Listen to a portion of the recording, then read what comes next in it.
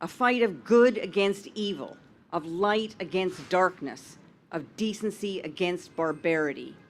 But across the street at the United Nations, the forces of evil, of darkness, and of barbarism are in control.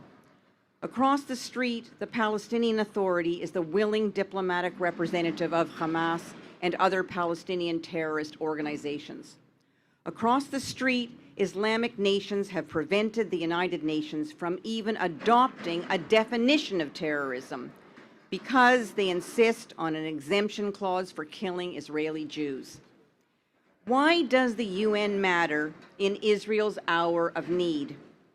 Because the institution and its major actors, from the Secretary General on down, are at this very moment attempting to tie Israel's hands behind its back, to deny the Jewish state the full and equal member of the United Nations, the UN Charter right of self-defense. What Hamas did to Jews in their homes, cars, and beds, the United Nations is trying to do to Israel in the corridors of power and in the global media apparatus literally embedded in its halls. Make no mistake, this is a two-front war on the battlefield and at the United Nations. The UN is where terrorists come for excuses, justifications, whataboutism, inverting victim and perpetrator, and a green light for killing Israelis. This is where humanity's moral compass is smashed and human rights become human wrongs. It is an obscenity that the Security Council, created specifically to protect international peace and security, has never condemned Hamas. Never. That as recently as this morning, the Council remains unable and unwilling to affirm Israel's right to defend itself against attempted genocide. It is an obscenity that instead of moral clarity in the face of mass murder, the UN Secretary General Antonio Guterres doesn't know the difference between Palestinian terrorists who target civilians and an Israeli military that targets terrorists. This is not what on October the 9th, the Secretary General called, and I'm using his words, a vicious circle of bloodshed and hatred. This is a familiar cycle of terrorists opposed to a Jewish state, steeped in anti-Semitism, finding the anti-Israel and anti-Jewish UN machine has their back. It is an obscenity that this afternoon the UN will hand a global megaphone to Nave Pillay, the chair of a so-called inquiry dedicated to the demonization and destruction of the Jewish state, and to Francesca Albanese, a UN special rapporteur who questioned the gut-wrenching accounts of beheadings and rape, and will present a report riddled with blood libels and incitement to violence. I name them because these are the faces of modern anti-Semitism. Remember them. As the Nuremberg Tribunal reminded us, crimes are committed by men, not by abstract entities. So we are here to defend Israel's right of self-defense, to deny the forces of modern anti-Semitism, and to demand immediately, without delay, without conditions, let our people go.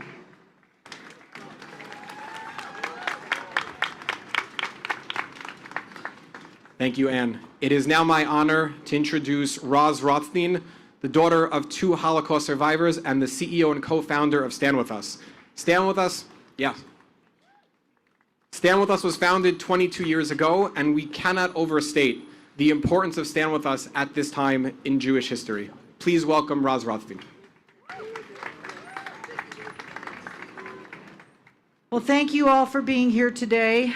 Thank you to our Jewish and our non-Jewish brothers and sisters who are here to stand with us today and are standing with us around the world as we go through our international state of mourning. Because monsters came into Israel on October 7th. Monsters with a blueprint and with guns and explosives and knives to carry out their plans. Hamas terrorists swarmed by land, by sea, and by air, and this invasion took place under the cover of hundreds of rockets simultaneously launched into Israeli communities. Hamas terrorists tortured and massacred 1,400 people, killing parents in front of their children and killing children in front of their parents. They kidnapped over 200 of our people that are being held in Gaza. I don't need to tell you this, but what I do need to tell you is that I'm a daughter of 2 Holocaust survivors, and I grew up with these very stories. Stories of Jews hiding under dead bodies, hiding in closets and behind trees because they were Jews and because they were hunted. They were forced to hide from the Nazi monsters at the time. And so, if you are a Holocaust survivor still alive today, a child of survivors like me, or grandchildren of survivors, you're actually predictably triggered right now by these barbaric accounts that match our collective painful memory of the Holocaust. Today, Jews and non-Jews around the world are in a state of mourning for the souls of the innocent civilians taken by bloodthirsty terrorists. This is clear to most people in the world, but not so much to certain people at the UN. Anne Bayevsky mentioned Navi Pillay and Francesca Albanese because they have demonstrated their anti-Semitism by whitewashing clear, heinous acts against Jewish civilians and refusing to call them what they are, to call Hamas what it is. Terrorists. Terrorists. But that is nothing new. We have been here before, too many times to mention, but the barbarism coming from Palestinian terrorist groups has been part of our history. What Navi Pillay and Francesca Albanese should have said all these years is that rocket launching into Israeli civilian areas from within Palestinian civilian areas is terrorism. Terrorism. So everyone, please help me out here, because I think here together we understand this, that sending suicide bombers to murder Israelis in restaurants like Sbarro's Pizza is terrorism. Thank you. That car rammings, knife attacks, and massacring people at a Passover Seder at the Park Hotel was that killing people at cafes and nightclubs or in their cars, like the 3 members of Rabbi D's poor family, are all acts of terrorism. That murdering, raping, and kidnapping are acts of terrorism. Navi Pillay and Francesca Albanese are people who are meant to be the guardians of human rights, but they cannot bring themselves to speak out on behalf of the human rights of Jews.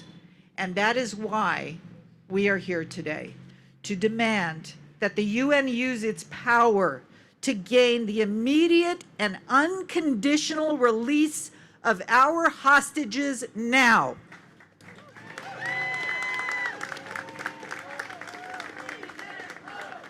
Bring them home. Bring them home. Bring them home. Bring them home. Bring them home. Bring them home.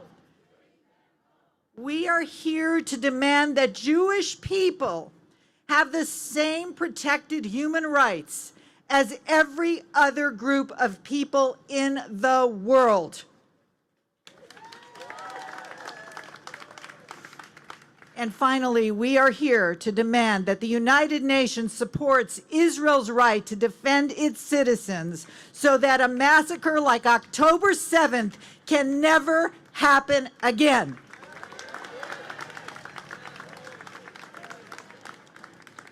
Am Yisrael Chai. Say it with me, please. Am Yisrael Chai. Thank you very much. Thank you.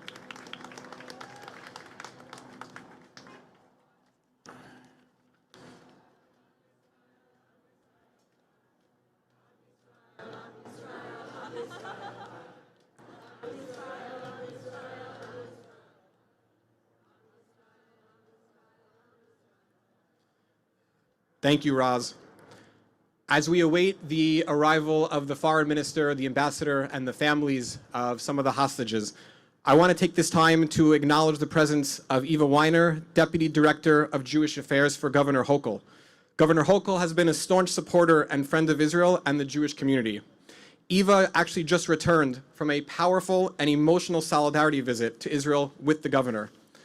From the beginning of this war, the governor has set the tone here in New York State, unequivocally condemning Hamas and its supporters and doing whatever she can to support the Jewish community. We are grateful for the governor's friendship, and we thank you, Eva, for being here.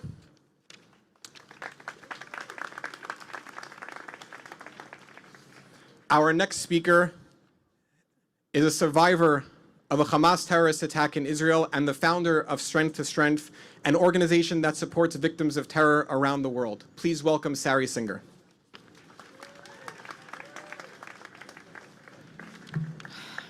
Good afternoon. I've spoken at many events like this and many community events, and for the first time in a really long time, I need to say I'm not okay.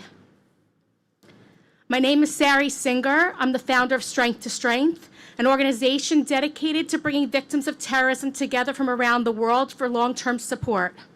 I'm also the daughter of New Jersey State Senator Robert Singer, but most importantly, I'm a survivor and a victim of terrorism. On June 11, 2003, I was on bus 14 when an 18-year-old Palestinian terrorist boarded my bus strapped with explosives and detonated. He injured over 100 of us, and he murdered 17 innocent people, including everyone seated and standing around me. Hamas was responsible for my terrorist attack, one of the largest bombings in 2003. It's exactly 20 years later, and Hamas is still carrying out attacks, murdering innocent people, and perpetuating violence and hate. I stand before you today still carrying the memories of that horrific day. I have pieces of shrapnel embedded in me in locations that are inoperable. Anyone that experiences any kind of violent and brutal hate will never forget and always carry with them all that they experienced. 2 weeks ago, the world witnessed the most horrific and barbaric terrorist attacks against the people of Israel. But Hamas did more than just attack Israel. They inflicted their barbarism on all of us around the world. Israel, like any nation, has the unequivocal right to defend itself and its citizens to ensure that such atrocities never happen again. The United Nations, an organization that supposedly is founded on the principles of peace, justice, and the protection of human rights, has a clear responsibility in this regard.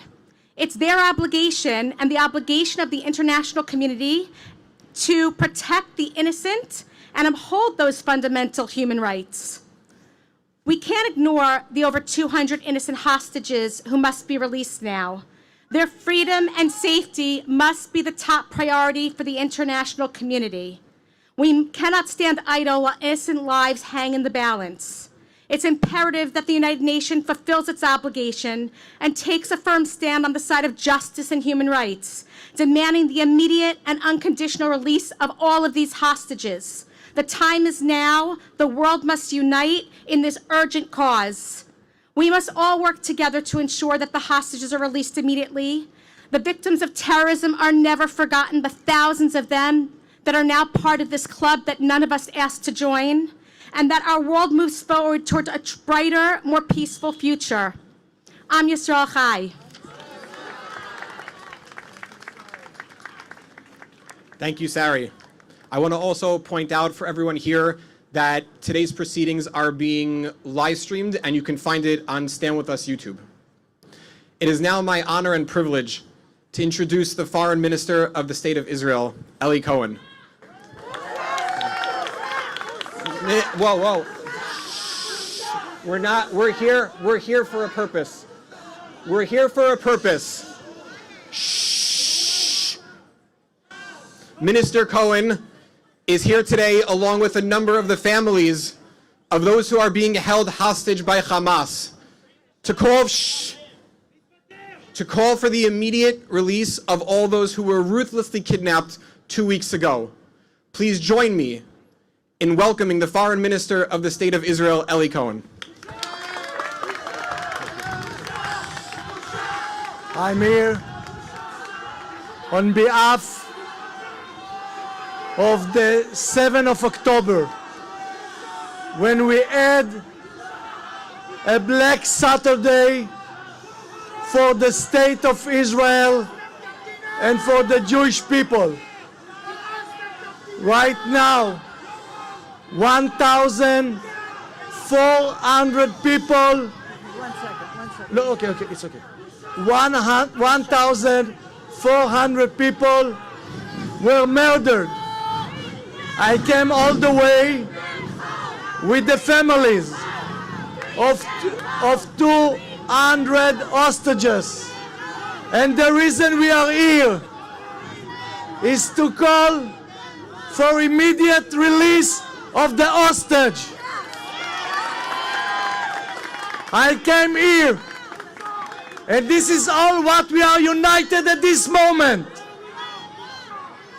More than 1,000 people that wake up in the morning, and as President Biden said, they are worse than the Nazis. Hamas is the same like ISIS. I've been there in all the southern cities, and I saw in my eyes what they did. They slaughtered families, they killed babies, and they kidnapped more than 200 people. I started my speech at the UN with mentioning part of the children's. Right now, while we are still here, there are babies that are in captives, twins, Holocaust survivor, and we have one mission: to bring them home. This is our demand. This is what we should do. I want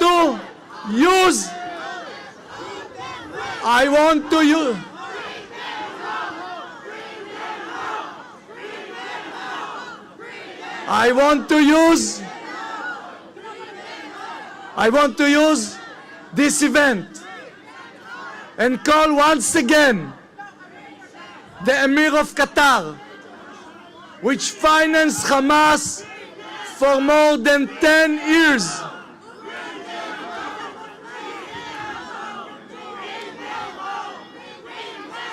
I have important message that I would like to say.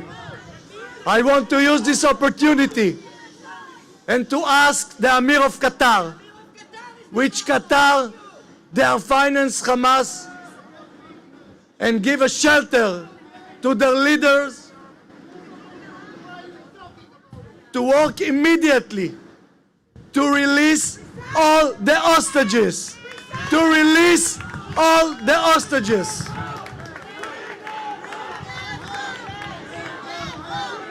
I want to assure you all that we will not rest until everyone will back life and secure to his family. Thank you very much.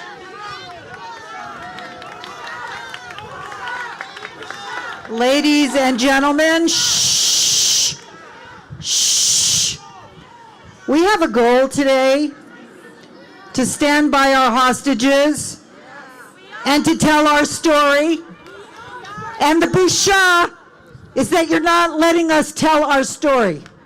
The busha is that you are interrupting people who are telling our story to the world. I am asking you to please have decorum here and respect and focus on the mission of today. We are here to tell our story, to get our people released. Can you please be quiet? Shh. Can you please be quiet and have respect? Please. Please. Right now he's representing our story. Please. Then if you're not happy, then please leave. But so if you can't be quiet, we can't tell our story. Shh, please, I'm asking you. It is now my honor to introduce Israel's permanent representative to the United Nations, Gilad Erdan. Ambassador Erdan is a true advocate for Israel at the UN and doesn't hesitate to speak truth to power. Please join me in welcoming Ambassador Erdan.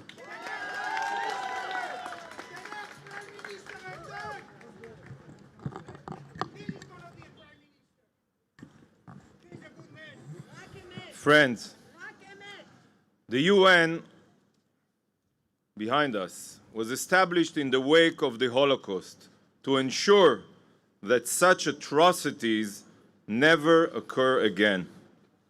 But the UN, sadly, tragically, is failing. The UN and its leader, the Secretary General, have lost all morality and impartiality. Mere hours ago, the Secretary General justified Hamas's barbarity. He claimed that Hamas attacks did not happen in a vacuum. Did not happen in a vacuum. The Secretary General made it clear that, in his opinion, beheading babies, burning families alive, raping women, and abducting Holocaust survivors and kids and babies is a natural human reaction. Even more than that, he clearly places the blame for these atrocities on the shoulders of Israel, the victim. What a disgrace. There is nothing more twisted than that. Shame on the UN. Shame on him.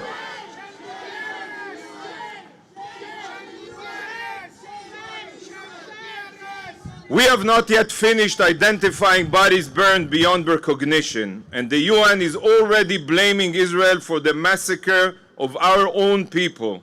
The Secretary General is responsible for spreading a blood libel. There is no clearer proof that the UN has become a stain on humanity. The terror-justifying Secretary General must resign. He must resign, and he must do it today. We cannot let this stand. Support for terror can never be tolerated, especially when this support comes from the leader of the UN. Terror is terror is terror. But friends, the moral bankruptcy is not found only at the UN. There are exemplary members of the international community that have spent decades funding and hosting Hamas without any consequences, exactly as the minister just mentioned. Israel needs your help to change this. Qatar is home to top Hamas leadership, and Hamas headquarters. Over the last decade, Qatar has sent $1.5 billion to Gaza, most of which is used to fund Hamas terror infrastructure. Meanwhile, Al Jazeera, a terror-inciting Hamas mouthpiece, is fully funded by this U.S. ally. Could you imagine what America would do to the country giving refuge to bin Laden? We don't have to imagine. We all saw what happened in Afghanistan. So why should terror funding Qatar be any different? This is absurd, and we must not remain silent. Friends, We need your voices to fix the UN's broken moral compass. We need your voices to influential elected officials. We need your voices to impose sanctions on terror supporters. This is how we can guarantee Hamas's complete obliteration. If we want to bring our children home and ensure that such atrocities are never repeated, Hamas must be obliterated, and each of us play a crucial role in the mission. The UN and the international community must know that until our hostages are returned, they will not have a moment of quiet. Gaza will not have a moment of quiet until we bring them home, and we will bring them home.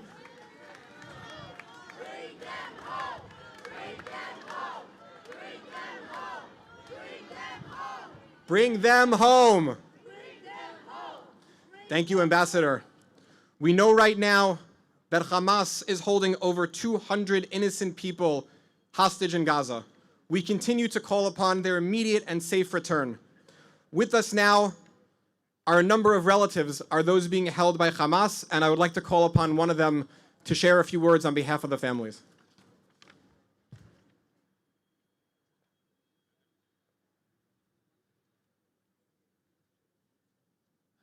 Hi, my name is Moran Aloni. My two sisters, 3 nieces, brother-in-law, and his brother were kidnapped on the 7th of October. I want to say thanks for all of the support. We see it, we feel it. I want to say thanks to the countries that support us in bringing our families back. And I want to say to everyone, the children, the mothers, the elderly, these hostages needs to be back yesterday, not tomorrow, yesterday. Bring them back. Thank you.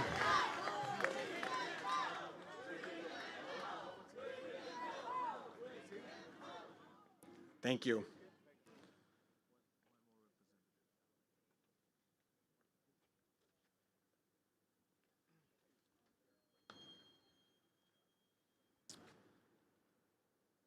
Our son, Omer Neutra, was born and raised here.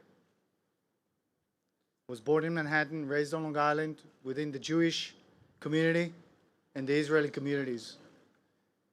His values were peace and love and support. Upon finishing school, he decided to do a gap year in Israel and then decided to join the Israeli army to defend the country that his grandparents helped establish as they ran away from the burning Europe and the Nazis.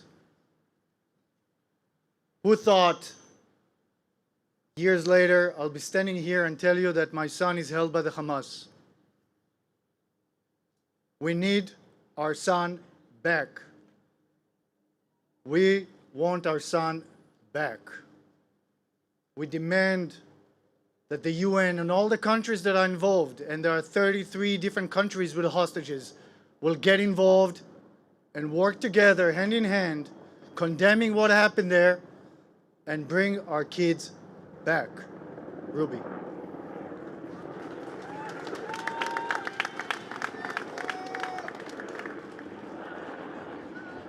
My name is Ruby Chen. I was born here, a few miles away, Brooklyn, Flatbush, boys of Flatbush. I'd like to say I'm the proud outcome of the New York public education system.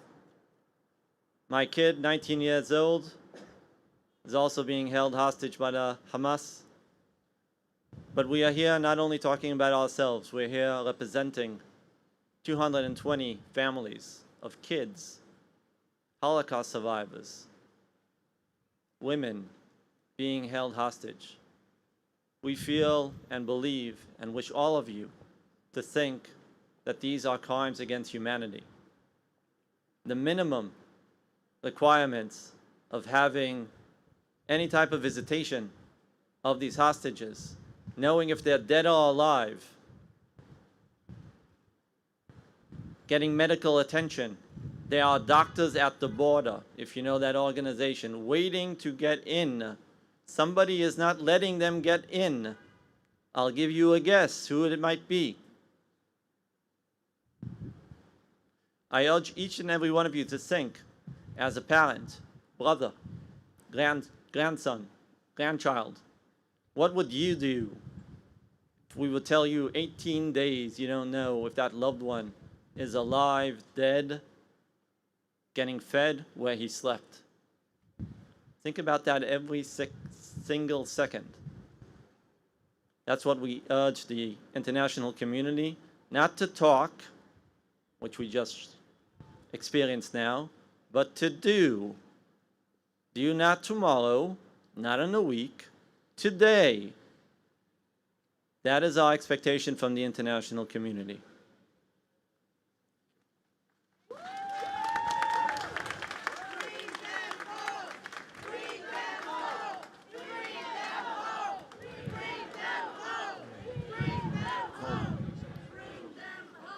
Thank you to all the families who are here to share your story and for your emotional words. We continue to do what we can to call for the immediate release of all those who are being held by Hamas.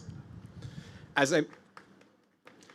I mentioned in the beginning, we have many organizations who have partnered with us, and while they will not all of them will be speaking, we have a number of them represented here. We also have Rabbi Shalom Axelrod and Rabbi Shea Schachter from the Young Israel of Woodmere, who recently led a delegation from the community to thank President Biden for his support with over 18,000 messages of support and thanks delivered to the White House. Thank you, rabbis, for being here. I would now like to introduce the president of the JCRC of New York, the Jewish Community Relations Council of New York. Please welcome Ben Golub.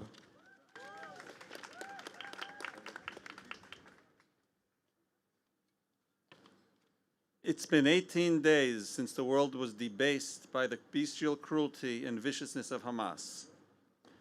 Over 1,000 Israeli civilians were hunted down and slaughtered, and I don't even want to let the atrocities they committed be uttered through my lips. Since then, the invasion has been foiled, and Israel has regained control of its territory and begun the treacherous process of hunting down the murderers and its leaders. Many in the civilized world have recognized the horror of what happened. Leaders like President Biden, Mayor Adams, Governor Hochul, Senator Schumer, and Gillibrand, most of our representatives and most of the local officials have spoken out clearly, loudly, and often. Yet as painful it is to recognize there have been some equivocation and even some moral equivalence, we cannot and will not forget those whose silence or worse was deafening during this period of our need.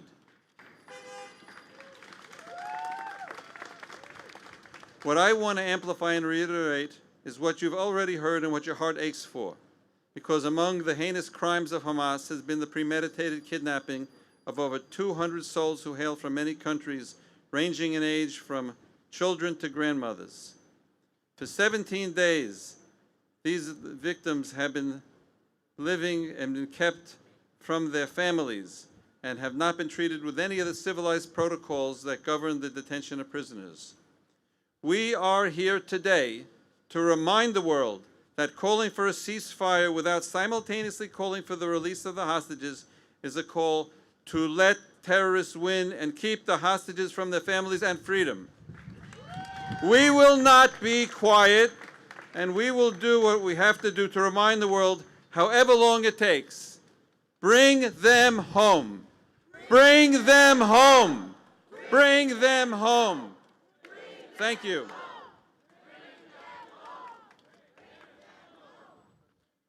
Thank you, Ben. Our next speaker is the Eastern Director of the Simon Wiesenthal Center, a global Jewish human rights organization that confronts anti-Semitism and hate and supports Israel. Please welcome Michael Cohen.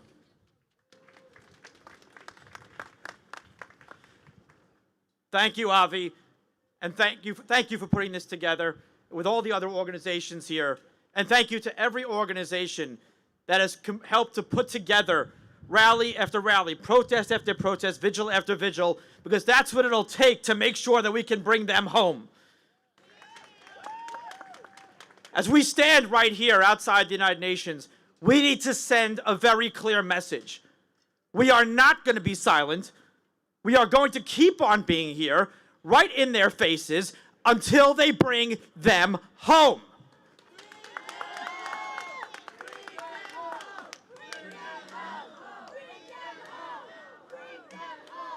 And I want to quickly introduce my colleague who has been in the United Nations today to talk about some of the meetings that she's had, because I'll tell you, we have a lot more work to do with the United Nations, obviously.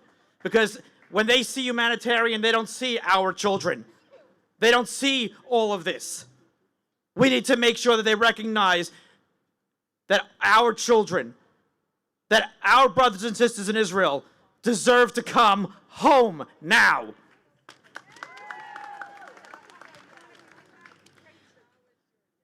Thank you, Michael, and good afternoon, everyone. My name is Dr. Debbie Soffin. I'm a pediatrician, and this year I was appointed as the first children's advocate of the Simon Wiesenthal Center. For years, the Simon Wiesenthal Center has been protesting and warning about the indoctrination of generations of Palestinian children to hate Jews and embrace violence, including in UNRWA schools run by the United Nations.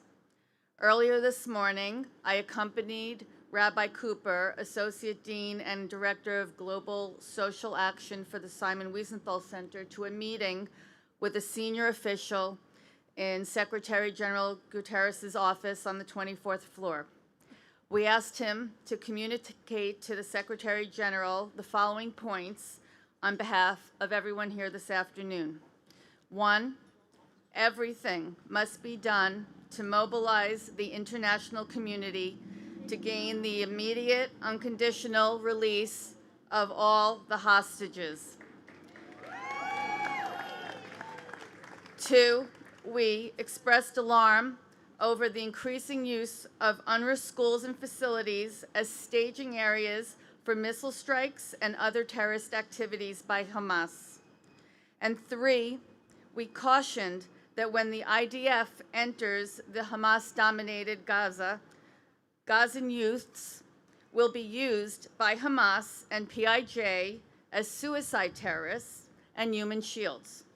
Inevitably, there will be those from the media, NGOs, UN member states, and diplomats who will accuse the IDF of killing Palestinian children. We declare here with a clear conscience that any young person and other innocent civilians who will inevitably suffer will be suffering not because of the IDF, but because of these terrorist organizations. I'd like to conclude today on behalf of our Jewish brothers and sisters in Israel and around the world by declaring in front of the United Nations, Am Yisrael Chai. Toda.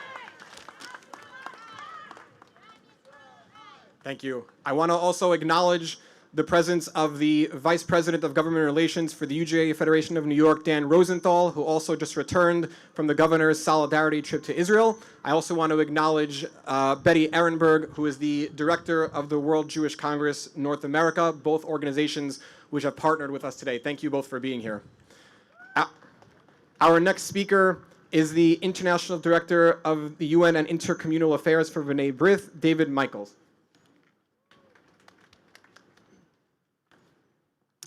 Well, thank you very much. I represent B'nai B'rith International, which has members across 6 continents and a dynamic presence in Israel going back to 1888. We have colleagues, friends, and family there.